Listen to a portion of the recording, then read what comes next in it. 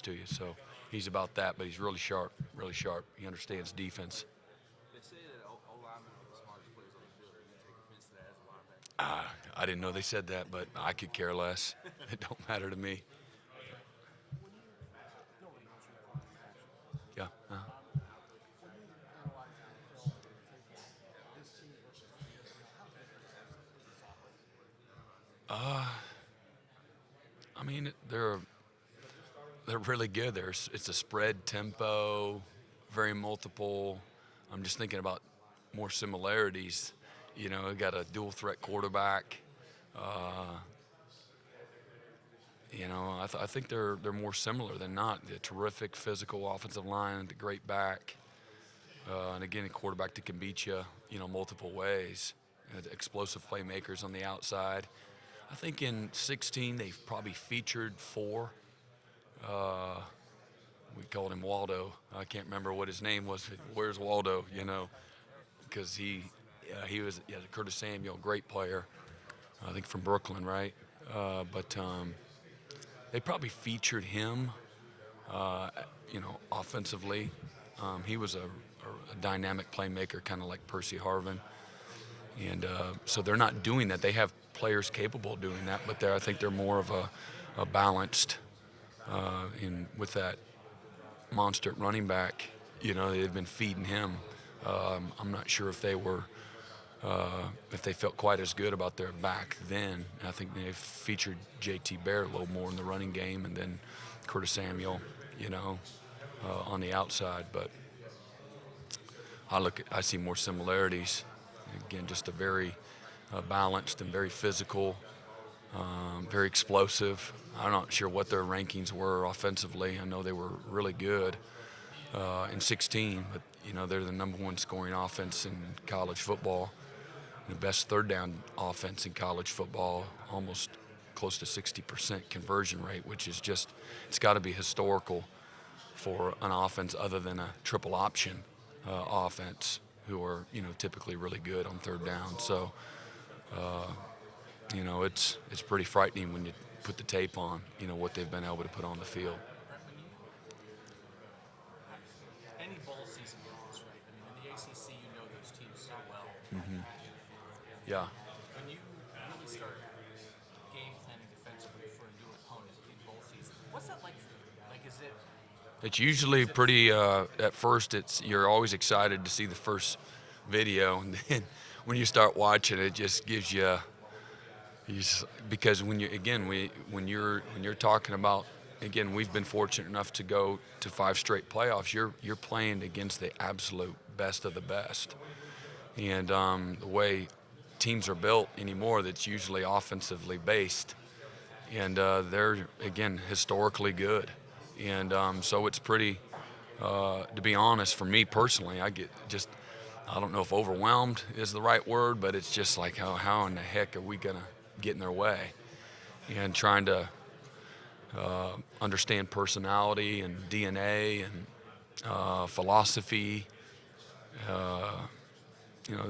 It's a challenge. And then this year we actually didn't have near as much time as we've had the past years. We're a week less preparation time, and so we that our first week we missed recruiting because of championship week, and so that first week out was our only week to be able to recruit. Really, had 4 days, and we started in Miami, Florida, to Charlotte, to Atlanta, to Virginia, to Los Angeles, and so you're going all over the place trying to recruit, and you're trying to get a little bit of game time in there when you can on your plane flights.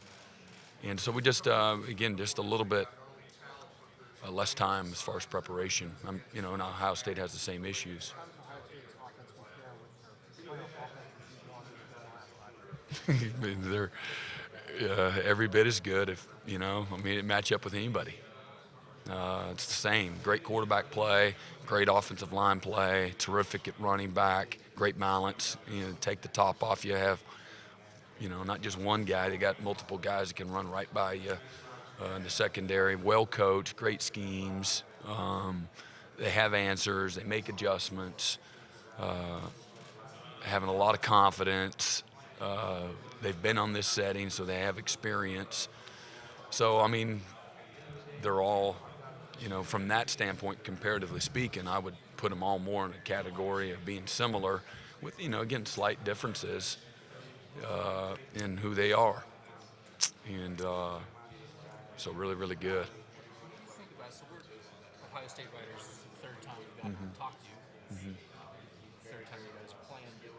Are you, from your side of the ball, with what you've been able to do at Clemson with this defense in your time here? How would you compare a Clemson defense, for instance, to 2013 when you played Ohio State? Just in terms of, obviously you change with players, but also you have a core philosophy. How much has the core philosophy of what you do defensively stayed the same in your Clemson time, and how much have you had to adjust to? I think every year is different, and you try to build you have a system and a philosophy. We're aggressive. We're press man to man. We're probably a little more multiple this year because we feel like we've had to do that. And some years you don't. A year ago, everybody goes, "Oh, you don't hardly have to do anything. You can just rush four all day." That's not true. You're getting different kind of protections, and people are chipping and sliding and everything else. You still got to find ways to generate pressure and